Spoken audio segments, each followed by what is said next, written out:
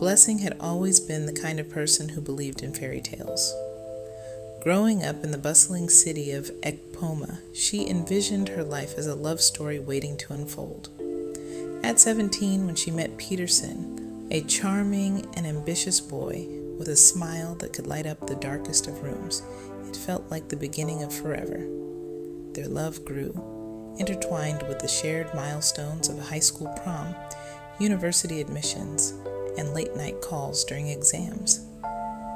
For 5 years, Blessing poured her heart into the relationship.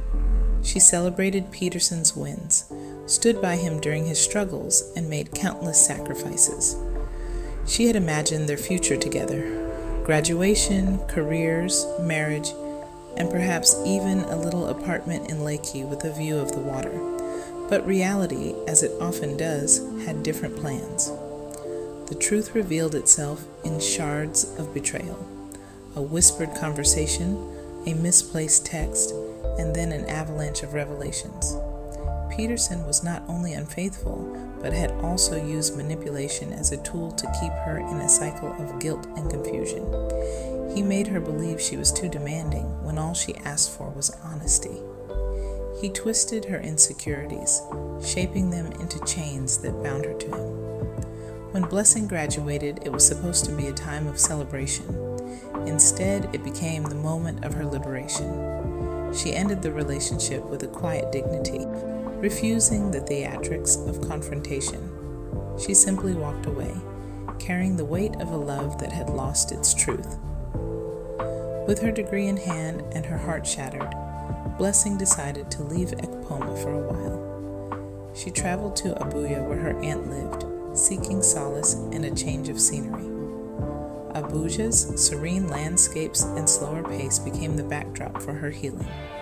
She began journaling, capturing her thoughts and emotions.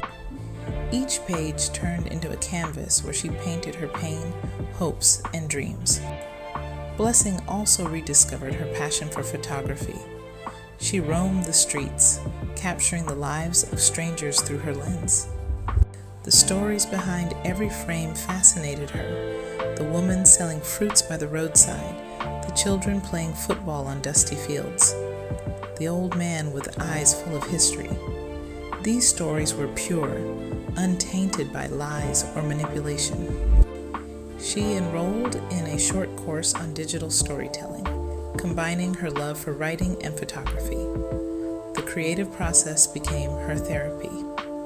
Her work began to gain attention on social media, where she shared her photo essays under the pseudonym Evolving Skies. Her followers grew, not just because of her talent, but because of the raw honesty in her stories. She wrote about heartbreak, about learning to love oneself, about finding beauty in brokenness. Months turned into a year, and Blessing emerged from the cocoon of her past as a vibrant butterfly. She landed a job with a creative agency that focused on social impact projects. Her assignments took her to rural communities, where she documented stories of resilience and hope. Her work even got featured in a national magazine, a proud moment that made her parents beam with pride. One afternoon, during an exhibition of her work, she ran into Peterson. He looked the same, but she felt nothing. No anger, no longing, just a quiet understanding that the chapter had closed. Peterson approached her, his demeanor a mix of regret and nostalgia.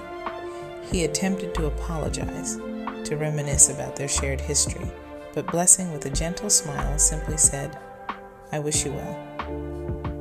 It was not forgiveness for his sake, but for her own peace. As she stood in front of a photograph she had taken, a little girl, barefoot, dancing in the rain, Blessing felt a surge of gratitude.